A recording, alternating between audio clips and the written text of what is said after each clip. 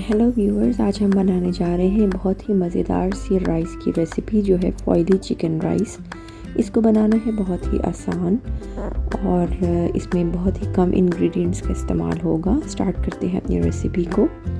इसके लिए मैंने सबसे पहले एक पैन में ले लिया है चिली ऑयल और इसमें शामिल कर रही हूँ अदरक। इसके बाद मैंने इसमें बटर शामिल कर दिया है और इसको थोड़ा सा सौते करूँगी। अदरक का थोड़ा सा फ्लेवर आ जाए तो इसमें मैं बोनलेस चिकन शामिल कर दी है और उसको इतना पकाऊंगी कि उसका पानी खुश्क हो जाए। साथ ही मैं इसमें नमक डाल रही हूँ, काली मिर्च का पाउडर, चिकन पाउडर, ये सब शामिल करूँगी और कुटी हुई लाल मिर्च और हरी मिर्चियाँ डाल दूँगी। इनको मैं पकाऊँगी। जब चिकन का पानी बिल्कुल खुश्क हो जाएगा तो मैंने इसमें सोया सॉस शामिल कर दी है और चिली सॉस, साथ ही इसमें केचप चली गई है। ये टोमेटो केचप इसमें डालने के बाद मैं इसमें जूलियन कटी हुई शिमला मिर्च और जूलियन कटी हुई गाजर शामिल कर दी है और इसके बाद मैं इसको 5 से 7 मिनट तक कुक करूँगी और फिर इसमें पानी डाल दूँगी।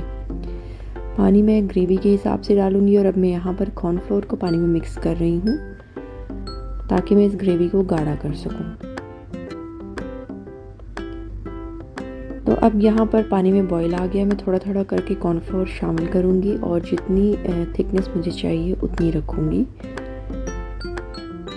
तकरीबन 1 टेबलस्पून कॉर्नफ्लोर काफ़ी था इस ग्रेवी के लिए। ये आप इसकी कंसिस्टेंसी देख सकते हैं। यहाँ पर मैंने चूल्हा बंद कर दिया है और अब मैंने एक ओवन प्रूफ डिश में फॉइल पेपर लगा लिया है अच्छे तरीके से और चावल जो मैंने पहले से फुल बॉईल करके रखे हुए थे उनको मैं इस डिश में डाल रही हूँ। चावलों की लेयर लगाने के बाद जो मैंने चिकन का मिक्सचर बनाया था उसकी लेयर लगाऊंगी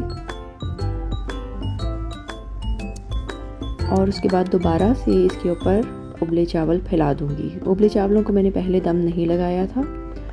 अब यहाँ पर मैं इसके ऊपर चिली ऑयल डाल रही हूँ थोड़ा सा और फिर मैं इसको फॉइल से अच्छे तरीके से कवर करके पहले से गर्मशुदा ओवन में 15 से 20 मिनट के लिए दम पर रख दूँगी, तकरीबन 180 डिग्री पर। और ये मज़ेदार से फॉइली चिकन राइस तैयार है। इनको आप पहले से प्रिपेयर करके रख सकते हैं और जब आपने सर्व करना हो तब आप सिर्फ इसको दम के लिए ओवन में रख सकते हैं। मेरे चैनल को लाइक एंड सब्सक्राइब ज़रूर कीजिएगा। अल्लाह हाफ़िज़।